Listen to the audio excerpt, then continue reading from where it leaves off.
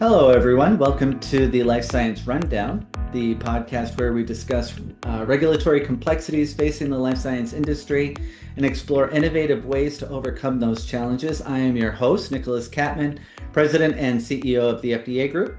Before we get started, here's a quick word about who we are. The FDA Group is a technology and consulting firm that helps life science companies in the areas of regulatory submissions, audit projects, mock inspection, staff augmentation, and remediation. So if you ever find yourself in need, just head over to the fdagroup.com to check us out and get in touch. So today I am speaking with Cary Smithson. Hey, Cary, how are you doing today? Fine, how are you? I'm doing excellent, thank you. Thank you very much for joining. And before we begin, would you kindly introduce yourself? Sure. Yeah, hi everyone. I'm Cary Smithson. I'm managing partner and owner of Leap Ahead Solutions, and I have many years in life sciences industry, helping companies, automate their regulatory submissions from the days when they were doing paper, trial master files, and all the quality document management, um, doing a lot around regulatory compliance. And then as they move to more structured data, which we'll talk about a little bit more, streamlining their regulatory information management data, more recently adding AI to their business processes to further automate what they're doing, and then better govern their data and AI across R&D and quality.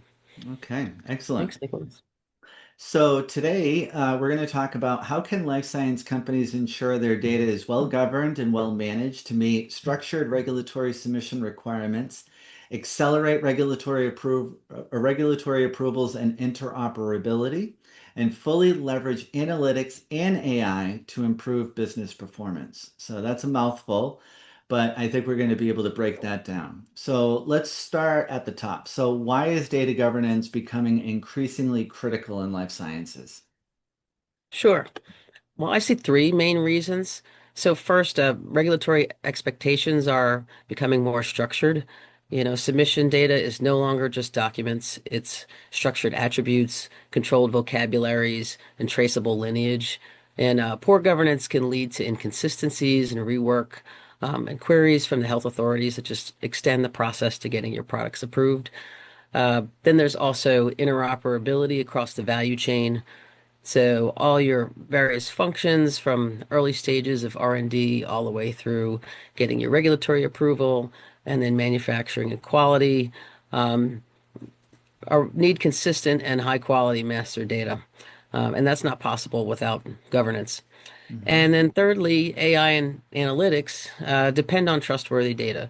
So without clear definitions, controls, provenance, AI models produce unreliable or non-compliant outputs, and governance enables explainability and validation, which are essential in the regulated context of which we operate. Okay. So would you say there's urgency around this? And if so, what are the trends that are driving that? Sure. Yeah, I'd say it's always been kind of increasingly urgent over the years, but I'd say over the last several years there's a few big trends. So first, there's global data standards.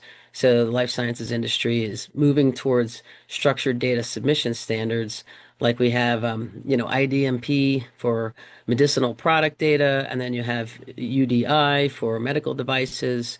We've got HL7 FHIR for health data exchange, and then at least in the US, the structured PQ/CMC expectations for more of the CMC quality portion of the submissions, which already had a lot of structured data embedded in documents, and they demand consistent, well-managed master data and metadata to comply.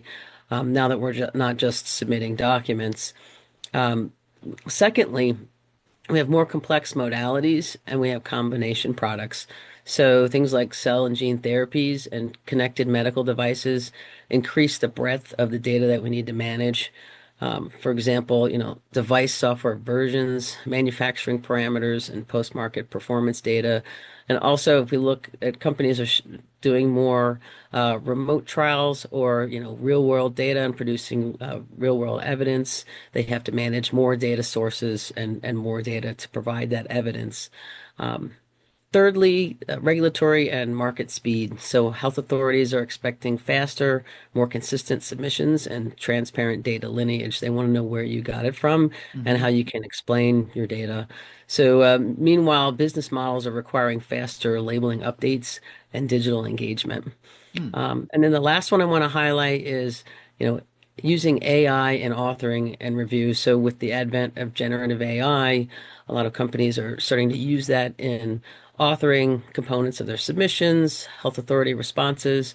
So this automated and assisted authoring relies on standardized data elements and terminology to be more accurate. And governance is the foundation for safe adoption of that. Hmm. Excellent. Mhm. So when it comes to companies improving their data governance and management, what would you say are some of the first steps that they should take? Sure, sure. So I'd say they want to start with four foundational moves. The first one is to define the scope and the critical data elements or CDEs. So identifying the high impact data across, R&D, regulatory affairs, and quality.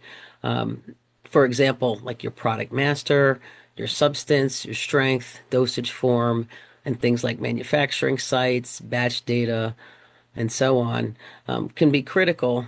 I'd also caution, and we'll talk about this a little bit more later, so you don't want to boil the ocean, right? Like, so as you define your scope, well, what's the real area where you're having the biggest pain point right now, or where you want to, what's your objective? Hmm. And then focus your scope around that. Because if you try to define all of these things at once, it can just take a long time and you won't really quickly get to results. So while I mentioned that you want to identify this, you want to do it within your scope and then you can scale and expand from there. Um, Secondly, assign ownership and stewardship. So you'll want to name the business owners and data stewards and custodians per domain. These should be people in the business and not IT. IT can facilitate the process and help you with how you should be doing this. But really, folks in the business should be responsible for their data. And then you can clarify what their roles are throughout the process. So whether it's data exchange or if you need to change or add fields and information, if there's standards that change, the approval or consumption of data, and you want to stand up a data governance board and document policies and then procedures to operationalize at least the initial organization. And then over time, you can iterate and flow it through the rest of your processes. So it's good to phase these things as well. Um, Third, you map data lineage and interfaces. And again, focus on your scope. Don't do everything because it'll take a long time. So, identify how the data flows across the functions and processes in your scope and eventually scale across, clinical and R&D, regulatory, quality, manufacturing systems such as product lifecycle management, ERP, lab systems, labeling and safety. Um, and capture the upstream sources, transformations, and downstream consumers, including submissions and affiliates. And then you'll want to identify issues in the current state, data quality issues. If you have, say, one-off or hard-coded interfaces between systems that aren't optimal, or they just require a lot of work anytime there's an update. If people are still managing stuff in spreadsheets, we've seen a lot of that, and you have an acquisition and you have the, battle between like whose spreadsheet is the one you're supposed to be using, Hmm. or they're emailing these things around or managing on somebody's shared drive. So all these things kind of come into play. And then you'll want to define a path to your more optimal future state. So again, focus on your scope. Maybe you're just looking at handoffs between, say, regulatory and quality or particular use cases within there. And then you can expand and say, maybe you'll look at handoffs between clinical and regulatory or for R&D, or IDMP.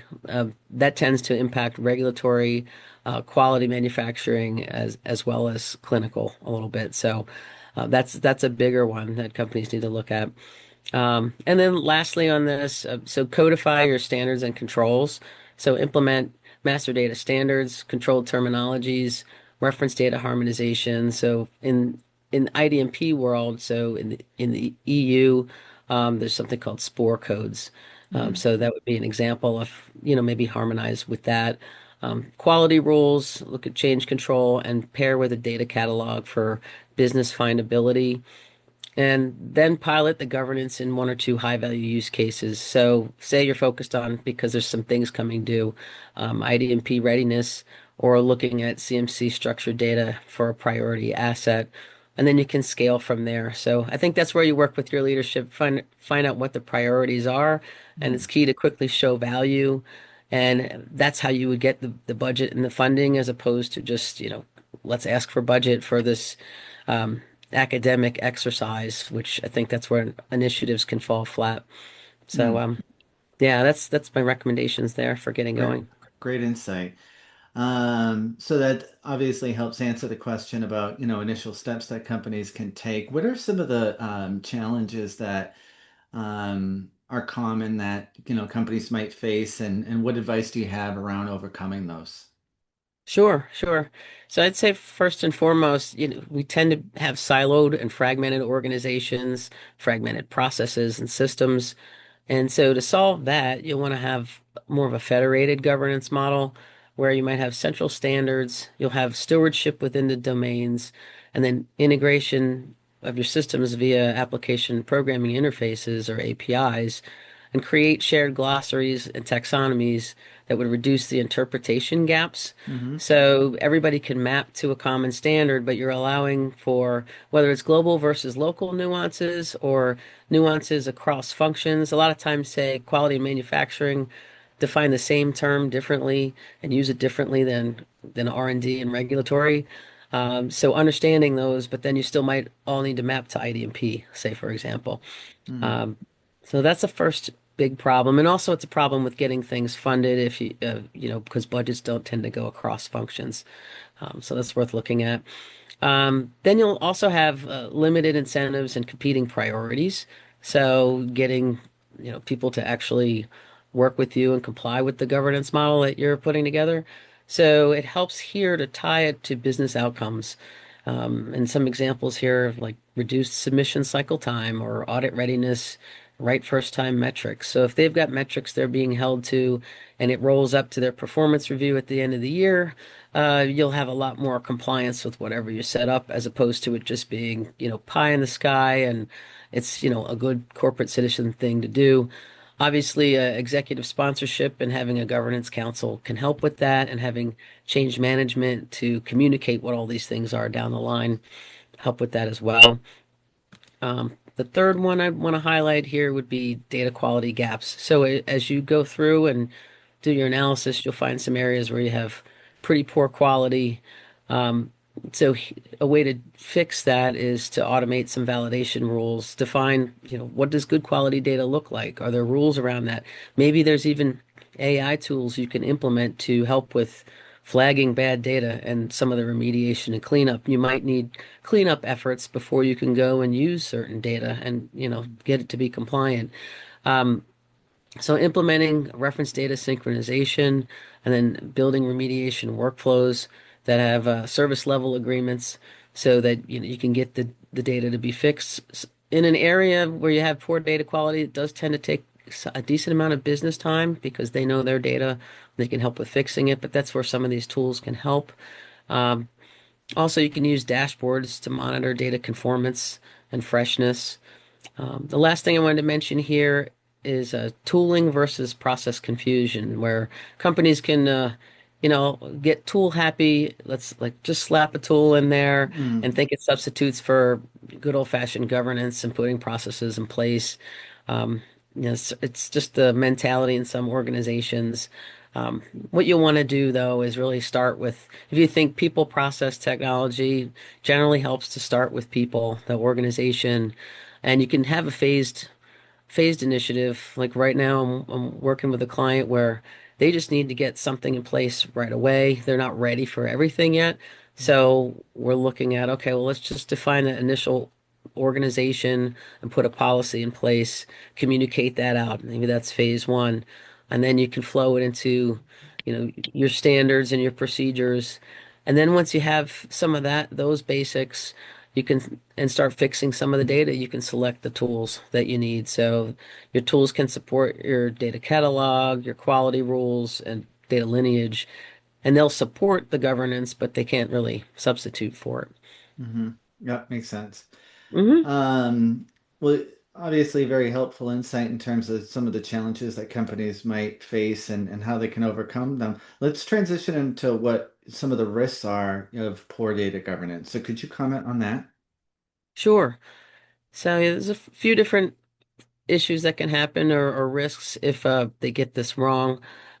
So first, I would say regulatory delays and deficiencies. Mm, So as you're going for product approval, it might just take you longer, whether it's in the process to get the submission out the door, or once it's out there, then you have inconsistent product attributes or site data can lead to agency queries and the need to resubmit. Um, so that's one area. Then also operational issues. So some examples here, because it could just be anywhere in your organization. You could have misaligned labeling, you could have delays in batch releases, you could have inspection observations, just depending on what it is, because you've got some data issues and poor governance. Um, and a third thing to mention in the advent of AI now and applying that to the processes is you could have failures there, whether they're detectable or non-detectable. So non-standard or low quality data can undermine the performance of these AI models and compliance, so they could give erroneous or misleading results, um, depending on, just based because they're basing it all on the information that they have coming in. And so it could be cause issues with explainability or model validation can fall apart without provenance. mm. Well, I can imagine, when it comes to data governance, it's in companies' best interest to make sure that it's a sustainable capability rather than kind of a one-time project. So, what would be your recommendations on how organizations can ensure that that's the direction they're headed in? Sure, sure. Yeah, as with any big initiative like this, you'll want to treat data governance as a program with persistent capabilities as opposed to a one-time project. Uh, like I mentioned, you'll first want to establish this data governance council and a domain steward network. And then that can be something that you'll have processes around and it'll just, you'll use that on an ongoing basis, whether it's the council meets on a regular basis. They might have to deal with certain questions and issues. The stewards have their roles for how they're, helping to drive the data within their organizations. So within that, you'll define, the policy. Below the policy, you'll have standards and controls. You'll want to define how you're going to monitor what you're doing and then have a continuous improvement loop. So it will really be a whole set of processes and then be folded into your other processes as well. Like you might have data governance related steps in your existing SOPs and work Mm, instructions. And then integrate data governance into change control, validation, and training. So how do we manage this over time? How do we ensure that everyone's educated about it? Uh, how do we ensure that as we validate things, it's folded in as well. So we're not implementing systems that don't have any data governance. Like to me, it should be part of your SDLC and requirements process to just think about that. So you're not implementing new systems and then have to backtrack and fix that later. Uh, and then, as I mentioned before, just fund it via business outcomes. So as you're determining your scope for your initiatives, uh, what are the outcomes that you want to drive first, second, and third? What's the low-hanging fruit? So, for example, it could be things like submission velocity, having fewer health authority queries, improving inspection readiness, as opposed to just, we're going to have IT budget established for this. And then report the health via KPIs, just like you'd do anything at a strategic level. And some examples could be a data quality score, right first time submissions, data timeliness, lineage completeness, and then issue remediation, SLAs, and are we hitting those? hmm Okay. Well, the word of the day is AI, right? So when Yeah, it comes to AI and other analytics initiatives, how can strong data governance help support that? sure. Um, so first you want to have reliable inputs and standardized critical data elements, consistent terminology, and validated data sets, they'll make the model training much more robust. If you don't have that, there's like say for example, there's a project that I'm working on right now. It's related to trial master files, Okay. and there's a lot of nuances, even though it's a pretty well defined standard for, you know, here's how we want to classify all the documents, and there's, you know, consistent metadata, naming standards. There's still could be a lot of nuances where AI might know, okay, this is a CV, but whose CV is it? Needs to go a different place in the hierarchy depending on if it's principal investigator or, just one of the other sub investigators. So there's things like that or nuances in specific documents, say for a specific client or sponsor, that could cause a lot more manual work where somebody needs to look at it or it could be Mm. misfiled. So that's just an example. Um, or example of say use cases that may not be as ready for AI. If there's a lot of unwritten rules or nuances, a lot of times, I mean, you can have a human in the loop, but if the human has to look at everything, you're not really going to save a lot of time. Um, then I say second would be traceability and explainability. So the lineage and the metadata support the AI model validation, auditability, and risk assessment, and that's critical in GXP contexts. Mm. And it can get away with a little bit more if it's not in such a regulated area. And then reusable knowledge assets. Do you have established data catalogs, ontologies, and semantic layers that will enable use cases like automated authoring, signal detection, benefit risk analytics, and faster tech transfer? Those are just some examples. Okay, fantastic. How should companies think about aligning with regulatory frameworks like IDMP, HL7 Fire, or PQCMC? Sure. So with IDMP and in the EU they break that down into SPOR. There they should have harmonized product and substance master data with standardized attributes and codes, and then manage the life cycle and affiliate variations and ensure reference data alignment across systems. And then for the HL7 Fire, they'll want to use the Fire profiles where appropriate for data exchange with external stakeholders and design APIs and resources that respect privacy, consent, and regulatory constraints.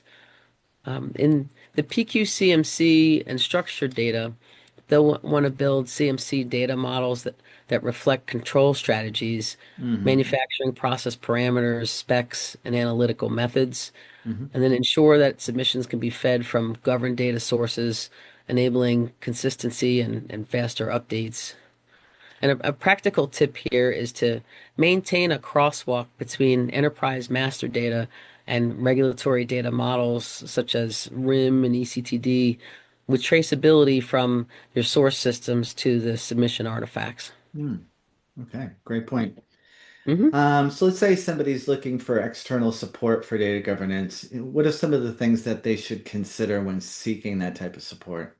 Sure, sure. So, yeah, if you're looking for an external partner, just given the nuances in our industry, Hmm. some other industries you might be able to get away with just somebody from a different industry, right? Whereas here, I think you need a life science industry depth, Mm. just with all the terminology that we use, uh, and you'll have to train them less and get them up to speed less. You'll have less miscommunications. So if they have experience helping clients within the functions that you're working in, but ideally going across the life cycle from R&D all the way through regulatory, quality and manufacturing. CMC tends to be have a lot going on there, so that's a niche. Um, and labeling and safety. If they're familiar with, in general, the data, the processes, and the content, I think that's important. Also, data standards and reference data expertise. Yeah. So, experience with reference data models and terminology catalogs. Like, for example, the DIA RIM reference model, which Hmm. um, has been out there for a while. And for example, like I lead the DIA RIM working group, and the reference model has been part of that for for many years. So that's an example. And then as well as leading standards such as IDMP and SPOR, PQCMC, and so on. And on also approaches and requirements such as computer system validation, GXP, predicate rules. It's just a lot of other terminology and processes that we need to go through that if they have that experience, that would help. And then lastly on this one, change management and training. So these kind of projects are a lot of people in process, so they should really have the ability to embed, the governance into your roles and your organization, all your SOPs, procedures, and daily workflows, and train people beyond just implementing tools. Mm, Like I see two kinds of organizations out there. There's some that just know data governance related tools, mm, and how to apply them, and others that are more, holistic. mm. Okay, very practical. Hmm. Well, let's wrap this up with a story. We all love stories. So, could you share a story that maybe illustrates the impact of what strong data governance can look like? Sure. So here's an example.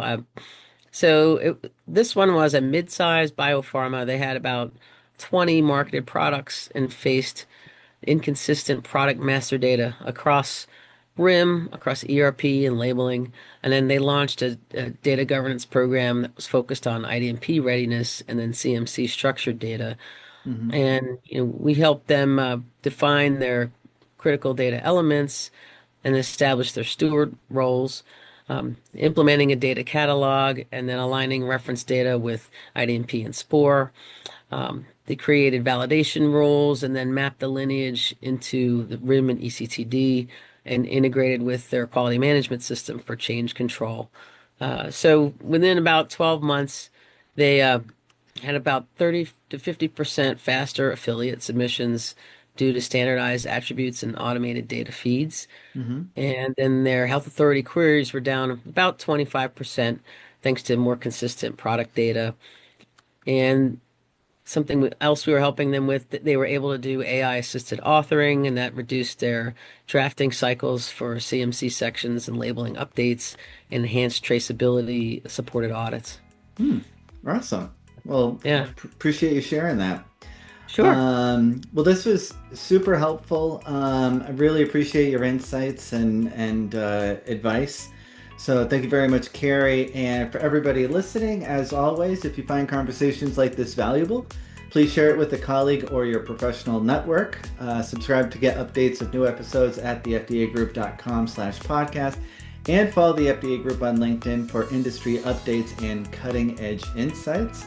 If you'd like to talk about project or resource needs, just head over to thefdagroup.com to get in touch, or feel free to connect with me personally on LinkedIn. Thank you all so much for tuning in, and we will see you all in the next rundown.